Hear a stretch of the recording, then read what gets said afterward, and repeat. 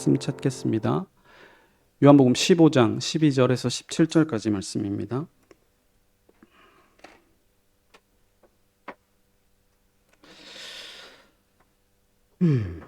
우리 요한복음 15장 12절에서 17절까지 말씀 한 절씩 교독하시겠습니다. 내 계명은 곧 내가 너희를 사랑한 것 같이 너희도 서로 사랑하라 하는 이것이니라. 사람이 친구를 위하여 자기 목숨을 버리면 이보다 더 큰 사랑이 없나니 너희는 내가 명하는 대로 행하면 곧 나의 친구라. 이제부터는 너희를 종이라 하지 아니하니니 종은 주인이 하는 것을 알지 못함이라. 너희를 친구라 하였노니 내가 내 아버지께 들은 것을 다 너희에게 알게. 너희가 나를 택한 것이 아니요 내가 너희를 택하여 세웠나니 이는 너희로 가서 열매를 맺게 하고 또 너희 열매가 항상 있게 하여 내 이름으로 아버지께 무엇을 구하든지 다 받게 하려 함이라. 내가 이것을 너희에게 명함은 너희로 서로 사랑하게 하려 함이라. 아멘. 오늘 내가 너희를 이라는 제목으로 말씀을 전하도록 하겠습니다. 봄은 볼 게 많아서 봄이라고 하더라고요. 오늘 눈이 있으면 참 볼 게 많죠. 봄에는 다 푸릇푸릇하고 나무들의 숯이 참 많은 것 같아요. 저도 겨울에 좀 머리가 많이 빠져서 걱정을 했더니 봄이 되니까 또 머리가 다시 났습니다. 그래서 오늘도 이렇게 볼 게 많은 봄에 우리가 봐야 하는 예수님을 보여주시는 시간이 되었으면 합니다. 여러분 여행 좋아하십니까? 저도 여행을 참 좋아하거든요. 여행을 좋아하는데 여행을 가면 이런 어떤 일상에서 벗어나는 그런 어떤 탈피하는 낯선 곳으로 떠나는 또 중요한 거는 내 가치를 매우 투자를 했기 때문에 안 좋아도 좋아야만 하는 것이 여행입니다. 돈 쓰고 시간 내서 갔잖아요. 저는 여행을 갈 때 주로 몇 번의 이 시행착오 끝에 지키는 원칙이 하나 있는데요. 그것은 숙소는 반드시 좋은 곳으로 잡습니다. 왜냐하면 그 숙소의 쾌적함, 그리고 조식, 그 다음에 수영장, 이런 것들이 우리에게 아주 행복감을 주기 때문이에요. 그리고 특별히 호텔에 딱 들어가면 그 정돈된 각 잡힌 침대, 그리고 개진 그 각 잡힌 수건들, 그리고 특별히 또 화장실 휴지도 이렇게 예쁘게 접어놓고 어떤 데 가면 이렇게 수건을 학처럼 접어놓기도 하고 그런 깨끗함이 나를 환영해 주는 것 같고 내게 새 것을 주는 것 같은 느낌이 들기 때문입니다. 한 2000 몇 년이었죠? 2022년쯤에 제가 처음으로 이렇게 서울을 여행 간 적이 있습니다. 2020년 8월에 우리 가족들과 다 함께 한번 우리 이번에는 서울로 여행을 가보자 해가지고 서울로 여행을 갔었는데 당시에 이제 서울에 사는 친한 친구가 있어서 그 친구가 자기 집에서 자라는 거예요. 그래서 별 달갑지는 않은데 괜찮다 하니까 아니야, 우리도 휴가를 가기 때문에 집이 빈다. 우리 집에서 자라. 그렇게 몇 번이라고 굳이 이렇게 말하길래 알았다 하고 이제 친구 집에서 자기로 하고 서울로 출발을 했습니다. 왜 그랬는지 모르겠는데 기억은 정확하게 안 나지만 한 8시쯤에 집에서 출발한 것 같아요. 저녁을 먹고. 그래서 애들은 뒷자리를 눕혀가지고 자던지 놀던지 하라 그러고 이제 서울로 올라갔는데 휴게소 쉬고 이리저리 하다 보니 새벽 1시쯤에 친구 집에 도착했습니다. 내비 따라간 집은 내가 생각하는 서울의 화려한 도시가 아니라 서울대 근처였던 동네였는데요. 산동네였어요. 산 바로 밑에 있는 한 30년은 좋게 이상돼 보이는 6층짜리 엘리베이터가 없는 아파트였습니다. 거기서 500몇 호인가 그랬던 것 같아요. 엘리베이터가 없다는 소리도 처음 들었어요. 그래서 자는 애들을 업고 걸리고 해가지고 5층까지 올리고 캐리어도 올려야 됐으니까 몇 번 제가 왔다 갔다 했죠. 그리고는 이제 친구 집에 들어갔어요. 들어가니까 깔끔해요. 깔끔하고 정리정돈이 너무 잘 됐는데도 불구하고 집이 정리정돈이 됐다는 생각이 안 드는 겁니다. 왜냐하면 집이 너무 낡았고 가전제품도 너무 오래됐고 가구들도 너무 오래됐고 잡동사니가 너무 많았어요. 그러니까 이게 깨끗하다는 느낌이 안 듦과 동시에 또 한편으로는 이 사모님이 아내가 재수 씨가 참 그래도 깔끔한 성격이구나 이렇게 느꼈어요. 그 새벽에 잠결에 올라온 우리 아이들이 그 숙소에 들어오자마자 울어버렸습니다. 기억나요? 울어버렸어요. 숙소가 이게 뭐야? 그거는 우리 집보다도 안 좋으니까 울어버렸어요. 그래서 제가 망각하고 있었던 게 뭐냐면 맞다. 이 친구는 어렸을 때부터 눈치가 참 없는 애였지. 그리고 쓸데없이 참 착한 아이였지. 그래서 아내나 아이들은 탐탁지 않았겠다 이 생각이 들더라고요. 그리고 또 어떤 서랍을 보니까 그 7살짜리 우리 혜원이보다 1살 작은데 그 애가 여기는 열지 마시오 해가지고 붙여놨더라고요. 그랬구나. 친구의 호의는 참 고맙지만 그랬겠다라는 생각이 들었습니다. 그래서 숙소는 참 여행에서 중요하구나라는 생각을 다시 한 번 더 굳히게 된 서울 여행이었습니다. 예수님은 이 땅으로 여행을 오셨습니다. 하늘에서 이 땅으로 여행을 오셨죠. 왜 왔냐 하니까 친구를 위해서 목숨을 버리기 위해서 왔습니다. 근데 여행이라고 하니까 우리에게 조금 낯설죠. 왜 예수님의 천국에서 이 땅으로 여행을 왔을까? 여행은 우리에게 좀 힐링이고 일탈인데 지금이야 그렇지만 여러분 여행할 때 여자가 어떤 한자인지 아십니까? 여행할 때 여자는 나그네 여자입니다. 지금이야 아주 여행이 힐링이고 자연스러운 일이지만 지금으로부터 한 3, 40년 전만 해도 해외로 여행을 간다는 거는 꿈을 꿀 수 없습니다. 우리 아버지 어머니가 제가 계속 해외를 여행 가보자 해도 안 가는 이유가 가만히 생각해 보면 아버지나 어머니 세대는 해외를 여행 갈 수 있는 세대가 아니에요. 1989년에 해외여행 자율화가 되기 전까지 만약에 지금 저처럼 우리 가족이 어디 필리핀으로 해외여행을 간다 칩시다. 계획을 잡았다 칩시다. 어떻게 해야 될 것 같습니까? 일단은 비자를 받아야 되겠죠. 그 다음에 여권은 이렇게 지금처럼 10년짜리 여권 못 받습니다. 필리핀으로 가게 되는 단수 여권을 받습니다. 그리고 애들 못 데리고 갑니다.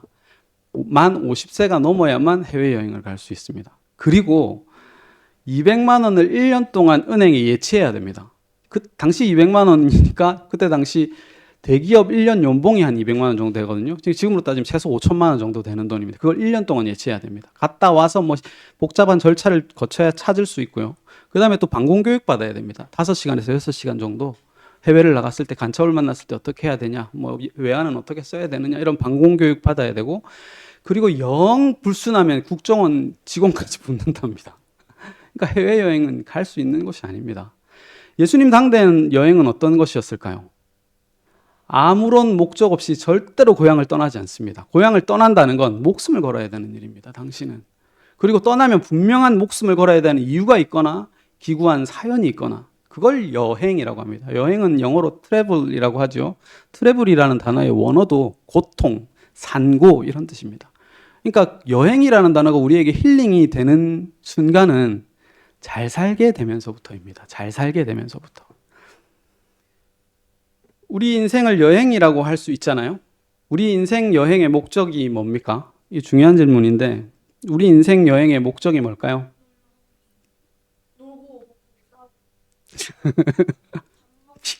빙고. 우리 인생 여행의 목적은 없습니다. 왜냐하면 목적 분명히 있지만 없습니다. 말이 있는데 없다라는 말이 왜 그러냐 하면 우리는 이 여행의 목적을 이룰 능력이 없기 때문입니다. 이 여행을 이룰 목적은 예수님이 다 하셨습니다.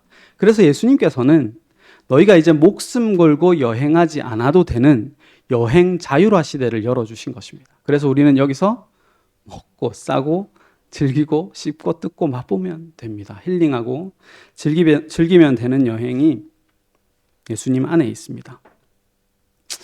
예수님은 이렇게 우리에게 목숨 바쳐서 우리에게 좋은 것을 주신 분입니다. 근데 우리가 예수님을 생각할 때 좀 예수님을 차갑게 생각하고 예수님은 이 세상을 나를 위해 만드는 게 아니라 자기를 위해, 자기 영광을 위해 만드셨고 나를 위해 십자가 지신 것이 아니라 자기의 영광을 위해서 십자가를 지셨다라는 말은 맞지만 제가 볼 때는 사춘기 애 같은 생각입니다. 갈라디아서 2장 20절은 분명히 이렇게 얘기하죠. 이제 내가 육체 가운데 사는 것은 나를 사랑하사 나를 위하여 자기 자신을 버리신 하나님의 아들을 믿는 믿음 안에서 사는 것이라 라고 말합니다. 나를 빼고는 창조를 설명할 수 없습니다. 나를 빼고는 십자가를 설명할 수 없어요. 우리는 그렇게 연약하고 어리석은 존재입니다. 그걸 인정하고 굳이 나를 빼는 교만을 좀 버리셨으면 좋겠어요. 왜 예수님의 입장으로 한번 생각해보면 역지사지를 해보면 나를 위해서 십자가 지셨잖아요. 이걸 그냥 단순하게 아이고 자기 영광을 위해 지셨지라고는 도무지 용납할 수 없는 낮아짐입니다. 생각해봤는데요. 만약에 제가 어디 여행을 가고 서울에 있는 친구가 부산으로 여행을 온다면 저는 과연 내 집을 친구에게 내어줄 수 있을까? 고민해봤어요. 못 내줍니다. 저는 안 내줍니다. 차라리 숙박비를 좀 보태줄지언정 내 집을 내어주지 않습니다. 제가 이틀 동안이나 그 친구 집에 자면서 이제 마지막 날 올 때는 그 친구 집에 돈을 놔뒀어요. 웬만한 숙박비만큼의 돈을 놔뒀고 그 다음에 쓰고 나서도 고맙다고 했습니다. 근데 지금 설교 준비를 하면서 그 친구가 참 고마웠구나라고 생각했지 여태까지 그 친구가 고맙다는 생각 한 번도 한 적 없습니다. 왜 제가 돈을 줬을까요? 불쌍해서 줬습니다. 그리고는 그냥 제 호의와 도리였어요. 나는 이렇게 안 좋은 집에 좋은 숙소에 살 수 있는데 이 서울 여행을 너 때문에 잠깐 망쳤고 우리 애들 펑펑 울었음에도 불구하고 나는 내 체면 때문에 니한테 돈을 준다. 웬만한 숙박비만큼 준다. 내 도리예요. 내 자존심이고 내 호의예요. 그게 그 친구의 호의를 이겨먹은 거예요. 우리가 예수를 믿을 때 꼭 그렇게 믿습니다. 내가 호의를 베풀었고 내가 이렇게 희생했고 내가 그렇게 믿어줬기 때문에 예수님의 십자가가 그냥 감사하기보다는 그냥 당연한 것으로 내 공로처럼 여기는 일들이 있지 않나라는 생각이 듭니다. 인생이 힘든 이유는 인생이 힘이 든 이유는 힘을 들고 있기 때문입니다. 저 말장난을 좋아하는데 근데 맞는 말 같아요. 힘이 든 이유는 힘을 들고 있기 때문입니다. 힘을 놓으면 힘이 덜 들어요. 해외여행을 처음 가는 초짜들은 하는 실수가 있어요. 일정을 빡빡하게 잡습니다. 그래서 놀러 온 건지 일하러 온 건지 고생하러 온 건지 알지 못해요. 패키지 여행을 제가 처음 가봤는데 패키지 여행은 일정이 팍팍합니다. 그리고 우리 부모님 세대들은 알지 모르겠지만 너무 부지런하고 너무 약속을 잘 지켜요. 가이드가 8시에 로비에서 만납시다 하면 그래도 저희들은 이제 제일 젊은 막내들이잖아요. 그래도 5분 전에 갑니다. 근데 저희가 꼴찌예요. 그분들은 일어나서 씻고 화장하고 조식 먹고 산책하고 짐 정리하고 7시 반에 내려옵니다. 그렇게 일에 찌들린 분들입니다. 근데 그 힘을 좀 놓았으면 합니다. 인생을 살다 보면 그 삶이 고해지요. 고해인데 그 고해와 같은 삶은 지나갑니다. 지나간다고 할 때 삭발을 한번 생각해 봤는데요. 저에게 있어서 삭발하면 두 사람이 생각나거든요. 첫 번째 삭발은 이 친구입니다. 한번 사진 보여주시겠어요?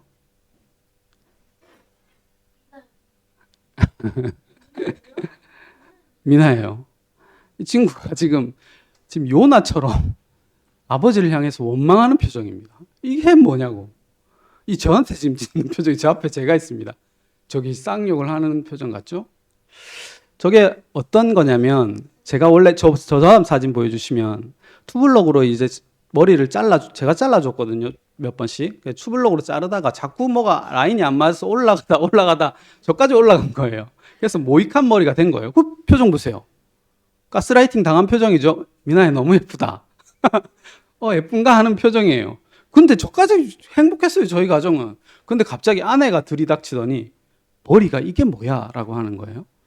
여러분 우리 아내도 까먹었지만 우리 민찬이 어렸을 때 늘 저 헤어스타일이에요. 모이칸 머리숱이 안 나가지고. 어쨌든 아내의 말을 듣고 이게 잘못됐나라는 생각을 한 거예요. 그래서 제가 미나야 빡빡 깎자, 빡빡 깎는 게 낫겠다 해서 빡빡 깎아버렸어요. 그리고 미나가 이제 빡빡 깎고 그때까지 좋았어요. 그런데 화장실에 가서 자기의 얼굴을 보는 순간 아버지를 향해서 저렇게 태도가 바뀐 거예요.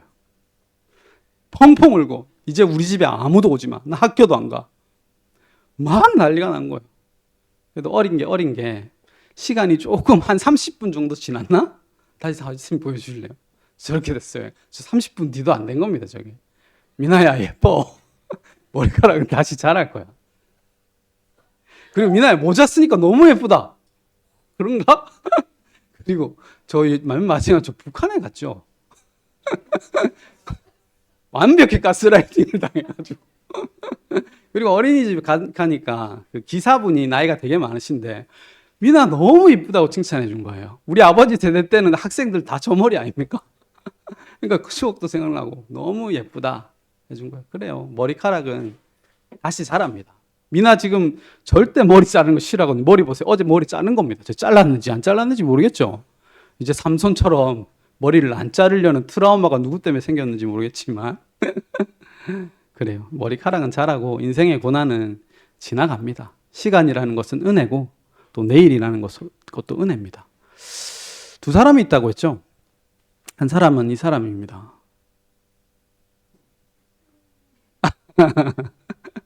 저 이제 10년도 넘은 사진인데 10년쯤 된 것 같아요. 저희 어머니 혈액암으로 항암 받을 때 빡빡 밀었는데 지금 이제 다 났어요. 안 죽고 살았어요. 지나가죠. 저 시절 엄청 괴로웠거든요. 무인실에서 그 고수 이식 수술하려면 무균실에서 한 달 동안 있었습니다. 아무도 접촉하지 못하고 한 달 동안 무균실에서 그 괴로운 걸 생각도 안 나죠. 이제 지금 지나가고 양약이 되고 또 은혜가 됩니다. 그런 은혜가 우리 가운데 늘 있었으면 좋겠습니다. TV를 보니까 인지심리학자가 그런 얘기를 하더라고요. 행복은 크기가 아니고 횟수다. 행복은 크기가 아니고 횟수랍니다.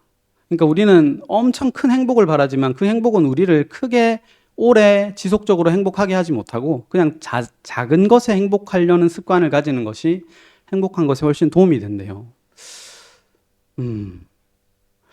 제가 지난주에 노로바이러스 걸렸거든요. 이번엔 안 걸리려고 엄청 노력했는데 혜원이가 걸렸었는데 안 걸리려고 엄청 노력했는데 화요일 새벽에 폭풍 같은 토를 했습니다. 자다가 밤새 아프다가 폭풍 같은 토를 하고 이제 엊그제부터 괜찮아졌어요. 뭐에 행복한지 압니까? 노로바이러스 걸리면? 아니요, 술 그렇다니까. 노로바이러스 걸리면 여러분 공감하실지 모르겠지만 빵구 끼면 행복합니다. 빵구에 행복해 보실 수 있어요? 여러분 노로바이러스 절대 빵구 못 낍니다. 끼면은 이번에 정은이 모르는데 한 번 찢었어요. 조금 찢었어요. 제가 빨았어요. 빵구를 낄 수가 없어요. 근데 빵구를 끼면 행복한 거예요. 그리고 거실에서 아이들이 중간에 의자를 놓고 막 미나랑 혜원이랑 배구를 하면서 낄낄낄낄 거리는 거예요.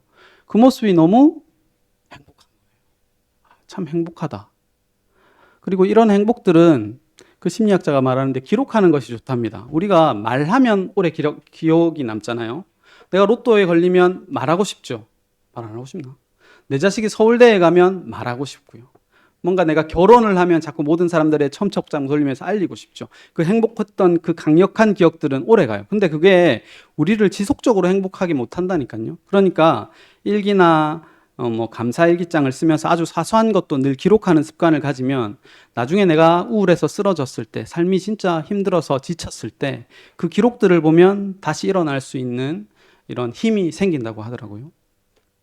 근데 저는 그렇게 생각합니다. 제가 늘상 하는 말이었지만 행복하세요 여러분 이런 말을 하잖아요. 여러분 행복하세요.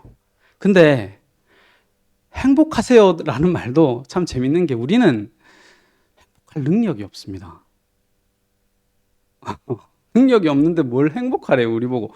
이제 행복해볼게 한번 기록해보고 열심히 사소한 것으로 행복을 누려볼게. 잘 안 됩니다 여러분. 세상이 우리를 그렇게 가만두지 않고 잘 행복해지지 않아요. 그런데 똑같아요. 서로 사랑해라, 행복해라는 명령은 여러분, 살았다. 살았다. 이 말 아십니까? 살았다. 이 무슨 말이죠? 살았다. 이 말은 죽을 뻔했다가 살았다. 이 말이잖아요. 살았다를 한 글자로 하면 뭘까? 좀 이거 국문학적으로 살았다를 한 단어로 명사로 하면 뭘까요? 살 말고, 그렇지, 삶. 네가 이거 얘기하려고 했던 건 알아, 그지? 살은 이거고, 삶이죠. 살았다를 한 글자로 하면 삶입니다. 삶, 그죠? 근데 우리는 삶은 뭐라고 생각합니까? 고해다라고 생각합니다. 삶은 고통이다. 삶은 힘들다. 이건 왜 그렇죠? 내가 삶을 짊어지고 있기 때문이요. 근데 그리스도 안에 그 삶을 가져오면 삶은 살았다가 됩니다. 살았다. 삶은 산 거예요. 그리스도 안에 있으면 모든 보화가 그리스도 안에 있습니다. 좀 설교라고 하는 건 예수를 전하는 것 아닙니까? 우리가 한번 잊었던 복음에 대해서 한번 생각해 봅시다. 복음이 뭘까요? 복음이 뭘까요, 여러분? 복음은 나를 믿는 게 아니고 누구를 믿는 거예요? 예수님을 믿는 거예요. 복음은 오늘 본문의 표현대로 하면 너희가 나를이 아니고 내가 너희를입니다. 종이 아니고 아들이에요. 내가 하는 게 아니고 예수가 하는 겁니다. 이걸 복음이라고 해요. 근데 중요한 건 있어요. 이걸 누가 믿느냐 하는 겁니다. 누가 믿지 이걸? 나는 믿음이 있고 너는 행함이 있으니 한번 네 행함을 보여봐 라고 할 때 라고보서의 표현대로 나는 믿음이 있으니 하는 순간 그건 믿음 아닙니다. 나는 믿음이 있으니 하는 순간 그건 행함이에요. 천국은 어떻게 하면 갑니까? 예수님을 믿어야 가죠. 그러면 믿는 건 누가 믿습니까? 내가 믿죠. 그러니까 확신의 얘기가 나오는 거예요. 너 천국 갈 확신 있니? 여러분, 천국은 내가 예수 믿어서 가는 곳 아닙니다. 천국은 제발 한번 이거 은혜가 아니면 절대 아멘이 안 되는 말이에요. 천국은 내가 믿어서 가는 곳 아니고요. 제가 여러 번 한 말이에요. 천국은 예수님이 십자가 져서 가는 곳입니다. 이게 달라요. 너무 달라요. 내가 믿어서 가는 곳이 아니고 예수님이 진짜 믿을만 하네. 그래서 가는 곳이에요. 이게 들리면 믿음입니다. 우리의 관심은 그거잖아요. 나 천국 갈 수 있을까? 이게 우리의 온통 관심이에요. 여기 천국 못 갈 거라는 확신이 있으면 여기 안 와야죠. 근데 저는 자꾸 불안한 소리를 하죠. 왜냐하면 지금 여기 사람 수만큼 신앙이 달라요. 사람 수만큼 믿는 예수가 달라요. 내가 믿는 예수가 다르고 우리 경훈이가 믿는 예수 달라요. 용기렘이 믿는 예수, 성호엠이 믿는 예수 다 달라요. 각자의 예수가 있어요. 자기를 위하여 새긴 예수가 있다고요. 그 자는 어떻게 해야 돼요? 죽여야 돼요. 이걸 아셔야 돼요. 제가 지금 뭘 얘기하냐면 그래서 지금 니 맞다 얘기하고 있는 거 아니야? 저는 그러지 않으려고 애를 많이 써요. 물론 설교 중에 묻어나지만 그러지 않으려고 너무 애를 써요. 내가 틀렸다는 얘기를 하니까 설교가 희미해요. 차라리 내가 맞다. 날 따라와라 하면 힘이 있죠. 근데 그걸 못하니까 차포떼고 하니까 힘이 없어요. 저 틀렸어요. 저도 구원의 확신 없다니까요.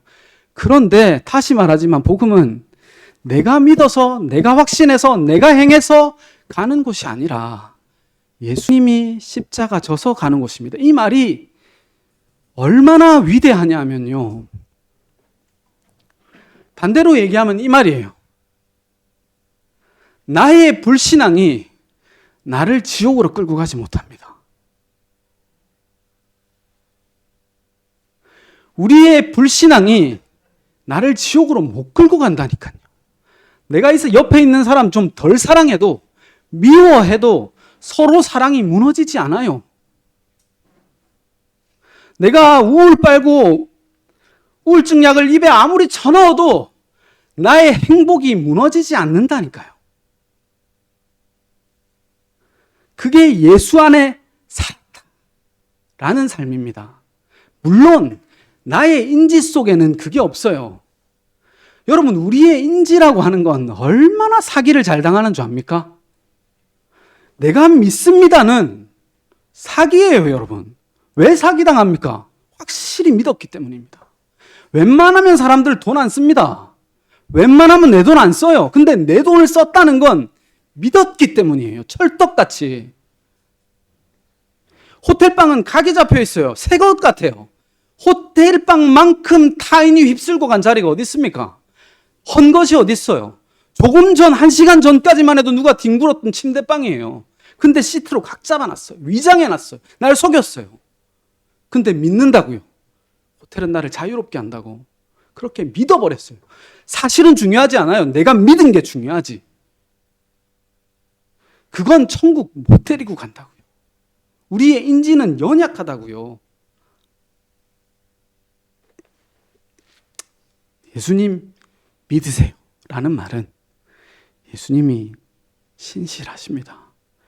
예수님이, 그러니까 삶을 살 때 여러분, 내가 밥을 먹을 때 말이에요, 그냥 밥 먹는 게 아니고 예수님이 십자가 져서 내가 밥을 먹는 거예요. 예수님이 십자가 져서 내가 오늘 일어난 거고요. 예수님이 십자가 져서 내가 돈 버는 거예요. 예수님이 십자가 져서 나에게 병이 온 거고요. 예수님의 십자가 져서 내가 좀 잠깐 고난 받는 거예요. 근데 그거는 지나가요. 지나가요.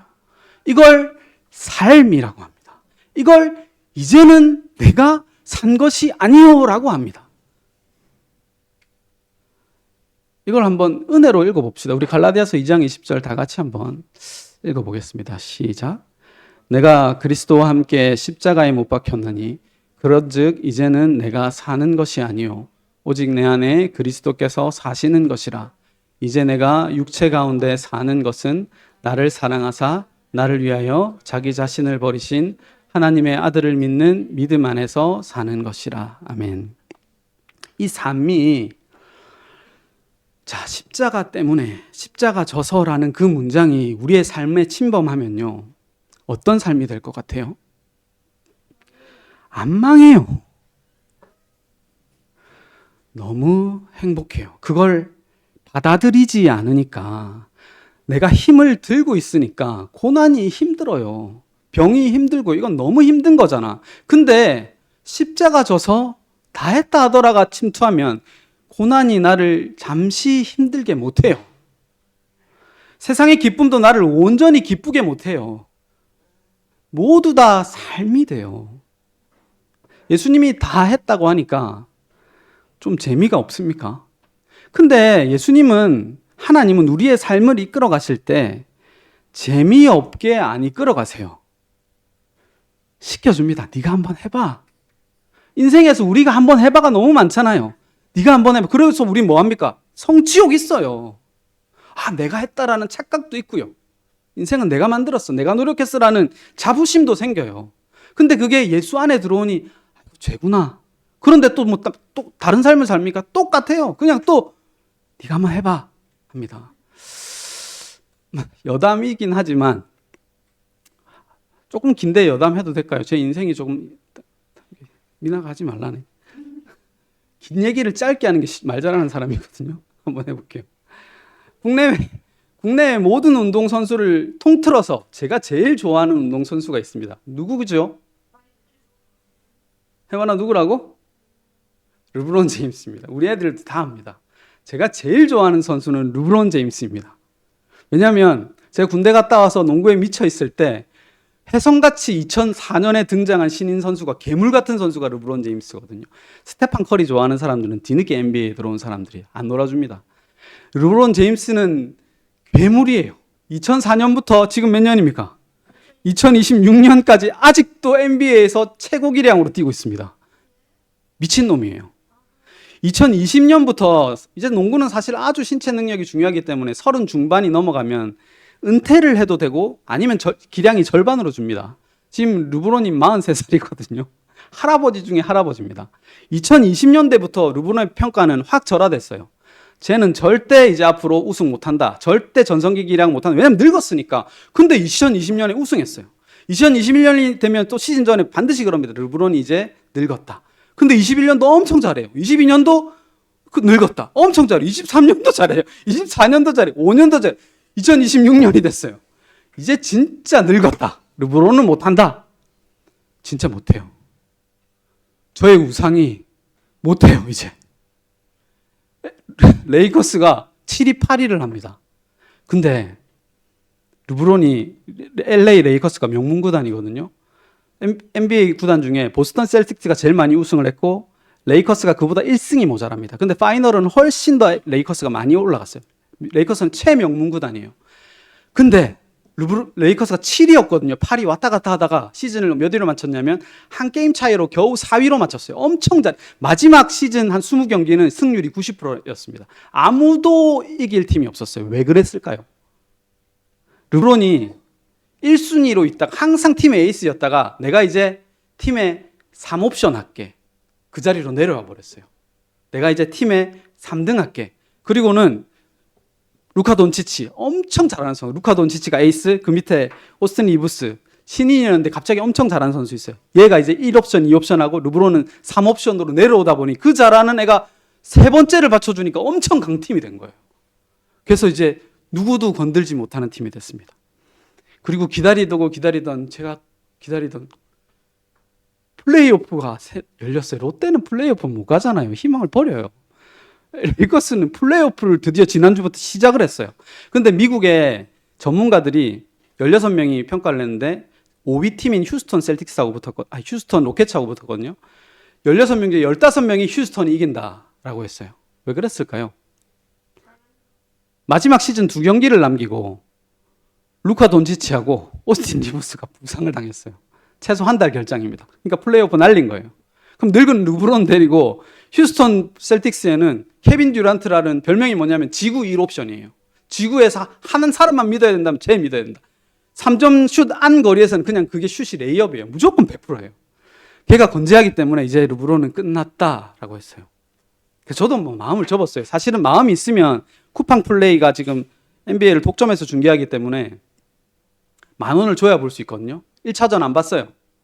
2차전도 안 봤어요. 근데 1차전도 이기고 2차전도 이겼어요.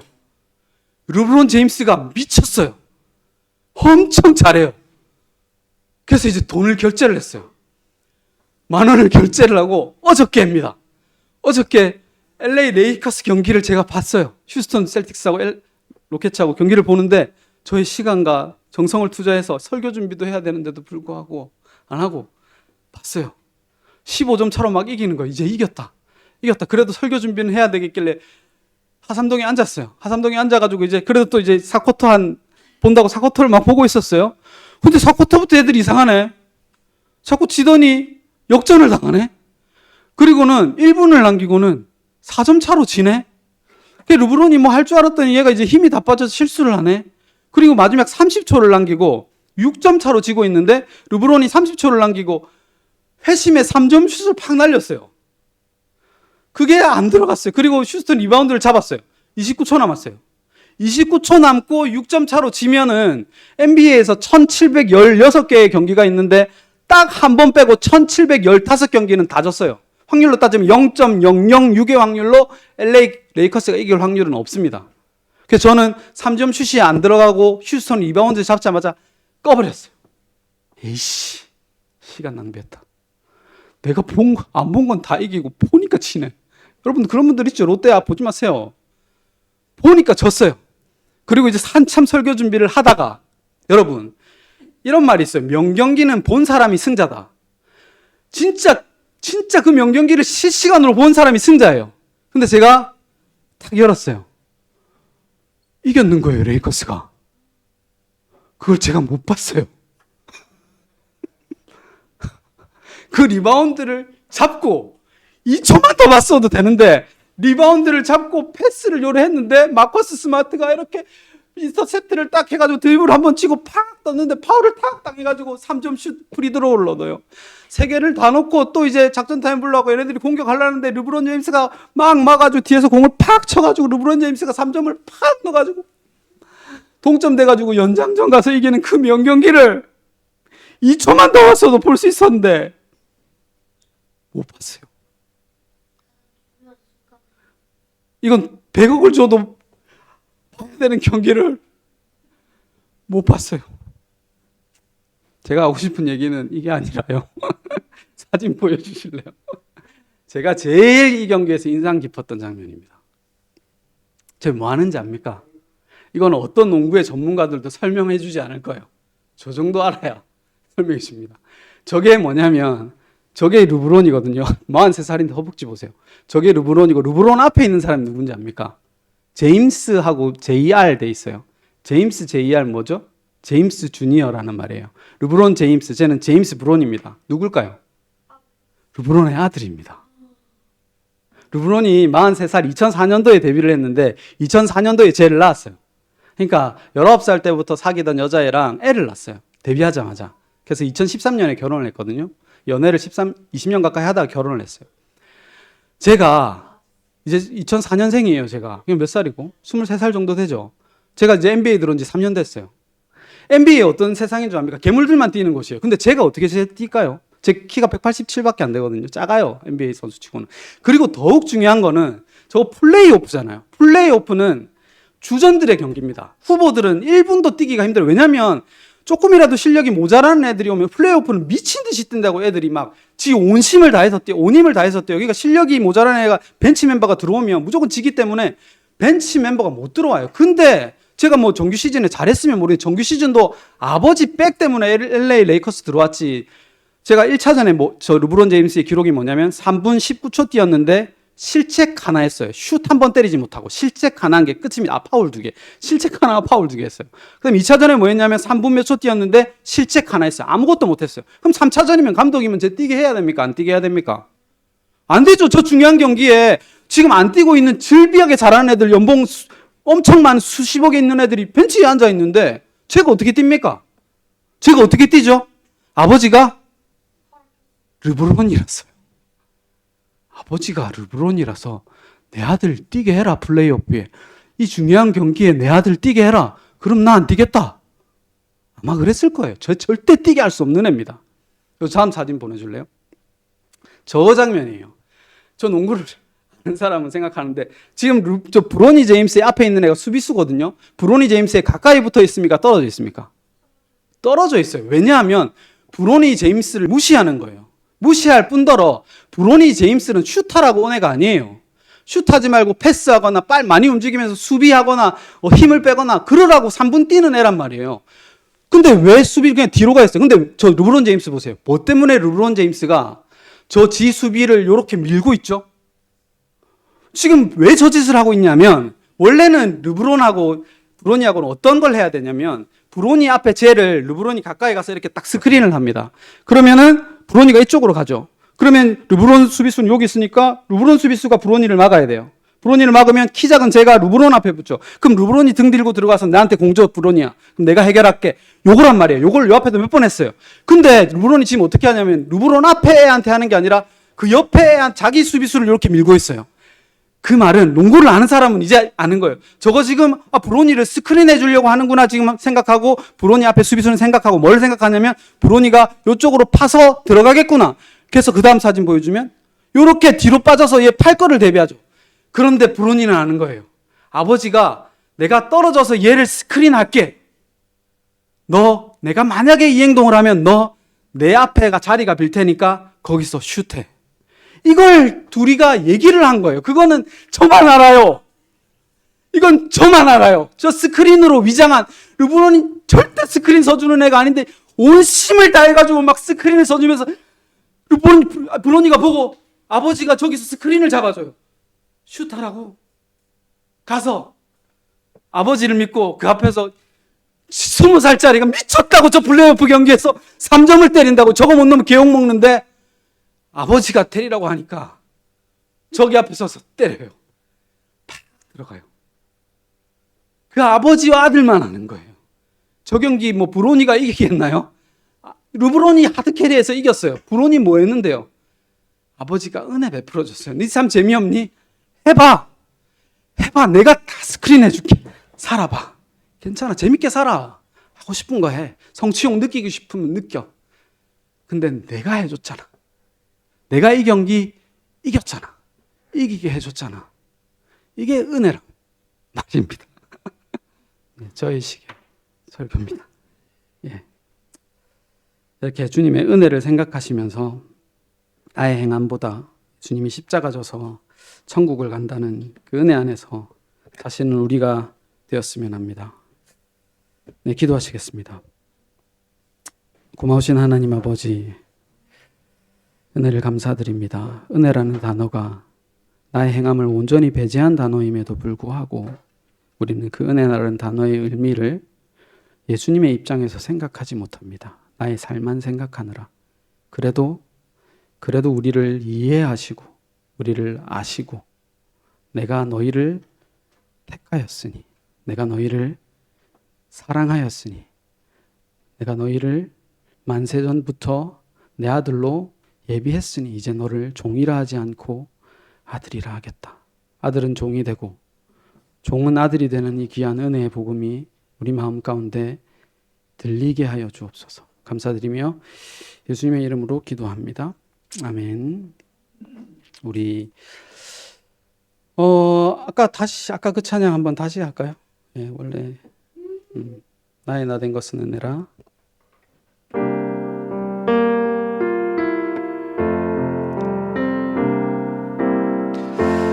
나의 나 된 것은 은혜라. 지금까지 주의 은혜라. 지금 이 순간도 은혜라. 모든 것이 주의 은혜라. 나의 나 된 것은 은혜라. 지금까지 주의 은혜라. 지금 이 순간도 은혜라. 모든 것이 주의 은혜라. 어둠에서 빛으로, 죽음을 생명으로, 선으로 바꾸시니 십자가의 은혜라. 나의 나 된 것은 은혜라. 지금까지 주의 은혜라. 지금 이 순간도 은혜라. 모든 것이 주의 나의 나 된 것은 은혜라. 지금까지 주의 은혜라. 지금 이 순간도 은혜라. 모든 것이 주의 은혜라. 모든 것을 이루신 하나님의 어린 양, 생명의 길 되시니 은혜 위에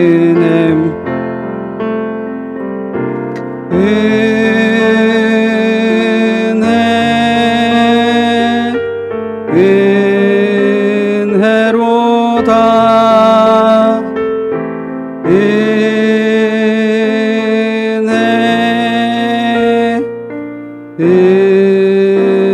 나의 나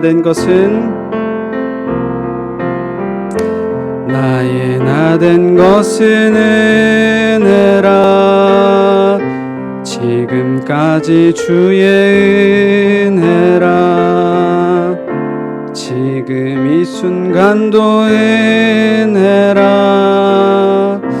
모든 것이 주의 은혜라. 모든 것을 이루신 하나님의 어린 양, 생명의 길 되시니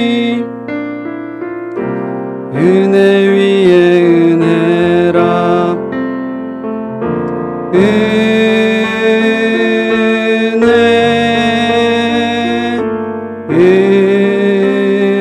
은혜로다.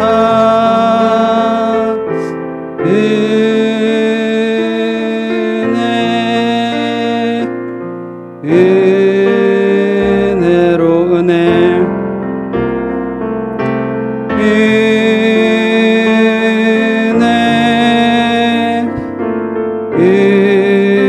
은혜로다.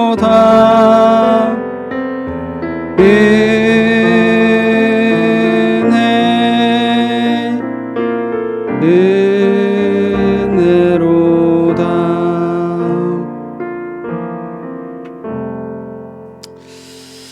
축도하겠습니다. 지금은 아들을 보내서 우리를 살았다 말씀하게 하시는 하나님의 크신 사랑과 또 우리를 위하여 십자가 지신 그 아들의 크신 은혜와 또 우리를 그 사랑 안으로 묶어 서로 사랑하게 하시는 성령의 교통하심이 우리 무리와 항상 함께 있을지어다. 아멘.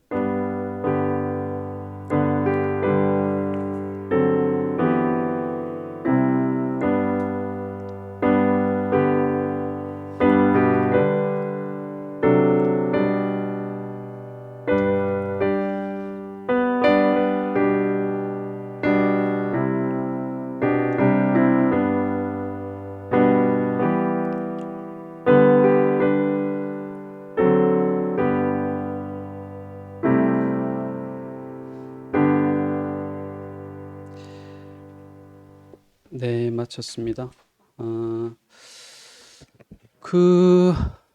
정 장로님은 아마 엊그저께 수술을 하셨고요. 수술을 하셨죠? 잘 됐습니까? 잘 됐습니다. 네, 수술 잘 됐다고 하니까 그래도 또 기도해 주시고 관심을 가져주시면 좋겠습니다. 네, 그리고 오늘 밥은 소고기 콩나물국입니다. 마쳤습니다.